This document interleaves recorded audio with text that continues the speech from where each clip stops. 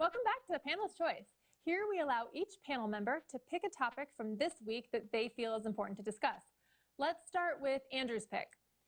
Just this week, former FBI Director James Comey testified before the Senate Judiciary Committee on the investigation of ties between Russia and President Trump's 2016 election campaign. Here's what Utah Senator Mike Lee had to say. Now, Mr. Comey, with all due respect, you don't seem to know anything about an investigation that you ran. So how can you now, as a private citizen and former FBI director, show up and then speculate freely regarding any alleged ties between President Putin and President Trump? I thought this was such an important clip. Tell me why you picked it. Well, I think that what this shows is that there are deep issues, systemic issues at the Bureau. But not only that, there are issues really throughout the intelligence community. And those issues are really related to the partisan alignment that we're seeing, and then the political activity that we're seeing in the way that they wield their authority. And I think it really calls into question something that has been banging around libertarian circles for a very long time. It's really the validity, the legitimacy of the FISA, the Foreign Intelligence Surveillance Act of 1978, and its current application. We already know that disgraced FBI attorney Kevin Kleinsmith pled guilty back in August of this year of doctoring an email that was used as a key part of justifying a warrant against Carter Page. And he did that because of partisan alignment. That is the kind of thing that we need to be aware of, and that calls into question how our agencies are engaged in the business of keeping Americans safe. Right. Former Director Comey's responses, I didn't think were that unpredictable.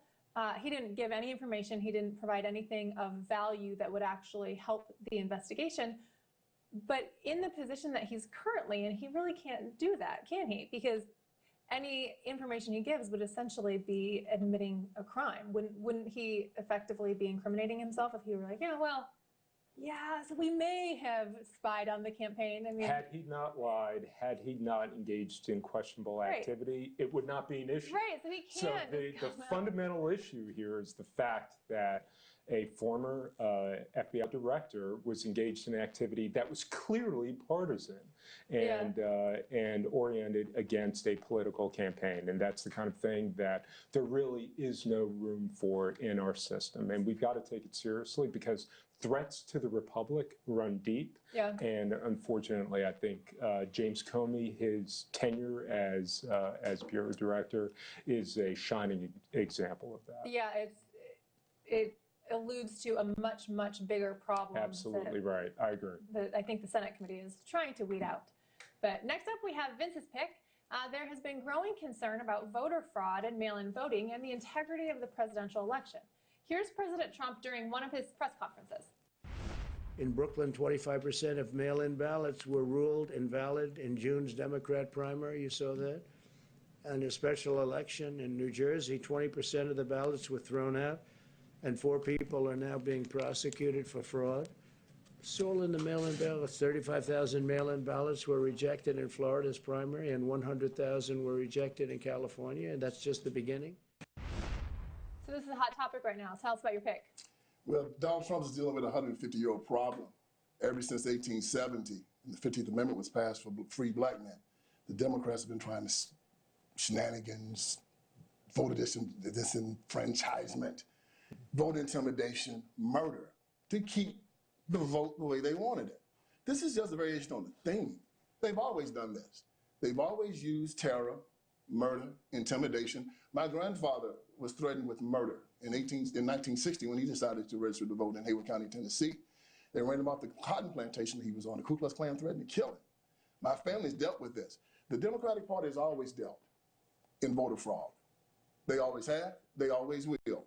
And President Trump knows this, we know it, and they're doing all this right now to do one thing: control the vote and make sure that they win. It's all about power. The Constitution doesn't matter. It's about naked aggression and power, and they'll do whatever it takes to win. So why do you think Democrats fairly consistently have the black vote? If what you're saying is accurate, which it very well could be, why is it that so many African Americans continue to vote Democrat? Yeah, we have these three entities in the black community: the black preacher, the black civic organizer, and the black politician. And they're all contractors to white liberal organizations that pay them to keep the black community in check for the Democrat Party. They get paid every 2 years to make sure that 90% of the Democratic Party, black people, vote for the Democrat Party. And they are very good at it. And then they deflect. And also the GOP doesn't show up. There's an old vaudevillian term. It says 90% of any gig is just showing up. And the GOP doesn't show up. And because they don't show up, the black community is hearing vicious lies about conservatives. They hear that they're racist. They hear that they hate them. They hear that they want to see them die and put them in prison. That's not true. The Democrats have been very good at taking the sins of the Democrat Party and placing them on all of America.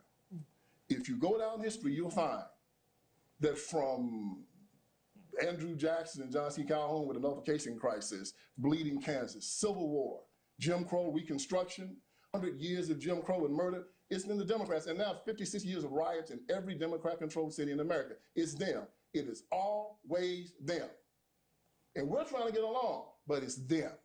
And they are saying it's America. We don't have a black-white problem in America. We have a Democrat Party problem in America.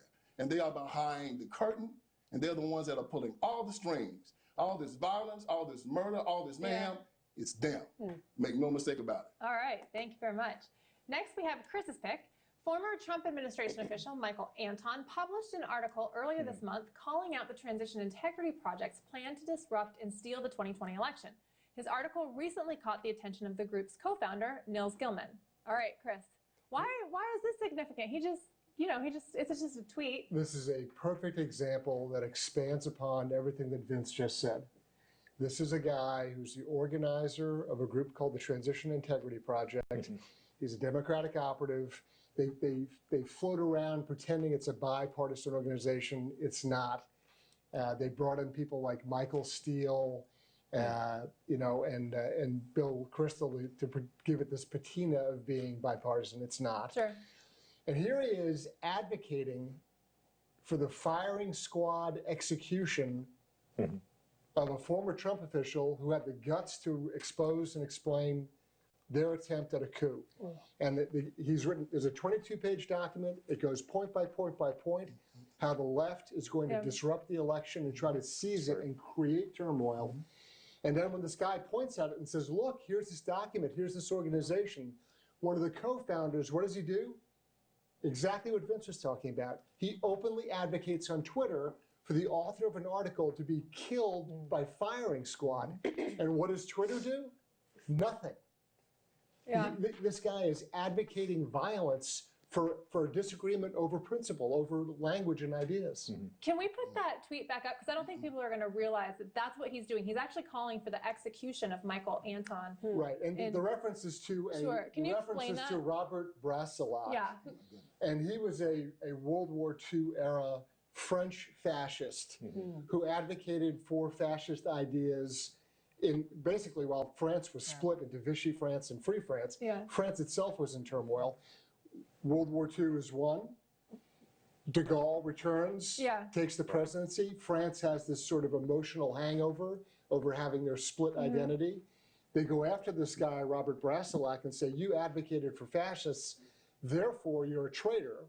Even the French said, well, wait a minute, we have a disagreement of ideas and ideology. That doesn't mean he killed the guy. Nonetheless, he was tried and convicted and executed by firing squad. This guy, Nils Gilman, is advocating that a Trump official be murdered by firing squad. Put it back up one more time. So when he says Michael Anton is the Robert Brasillach of our times, and deserves the same fate. Correct. Yeah. He's saying he should be murdered or should be executed by firing squad. And Twitter's done nothing about it. Nothing. And this is the guy who's a mastermind, a guy who's designed this Transition Integrity Project, which is the left's effort at a coup. It's an attempt to freeze and disrupt the election. Your topics are always crazy. So we got to move on. I got to give Jessica a chance here. But Heritage Action recently launched their pro-police billboard campaign called No Police, No Peace, with 7 billboards being displayed in New York City, Atlanta, and Dallas. All right, tell us about the project. So Americans want safety and security. I think that's clear when we look at the intimidation of the left. And so we wanted to do something big and dynamic in cities that will really get attention, but also the cities that are struggling with this defund the police movement. You've got Dallas that has a city council resolution on this. Atlanta, you have many of the cops, including the chief of police, that have resigned. And New York City, home to NYPD's best, are having weekly parades and protests against the police across the Brooklyn Bridge. So these billboards are up. They've been up for 2 weeks. They're up for another 2 weeks, and they drive a simple message. You cannot have peace if you do not have the police. We want to support law enforcement. We want safety and security in our neighborhoods. We want to push back against this intimidation of the left. And we're calling on all Americans across the country to make that same commitment. We have nearly 200,000 Americans that have signed the police pledge that's referenced on the billboards. And even further, we're putting elected officials on the record. So we have nearly 200 House members that have made this commitment not to defund the police, not to support any movement that would do so, as well as governors, senators, and state and local officials.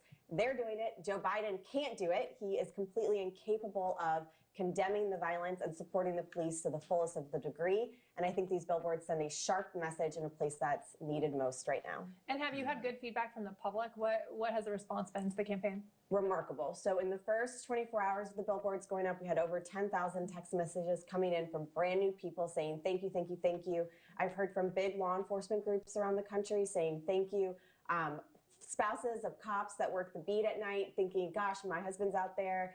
I don't feel like I have any support. And then I look up on Peach Street Road in downtown Atlanta and I see this amazing tour de force of support for law enforcement. So I think that more people support the police than we even realize, and the left's attacks on them are unwarranted and go against the mainstream of America.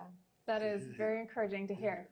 All right, when we come back from the break, we will visit this week's segment of Don't Be Fooled and the closing argument. Don't go anywhere.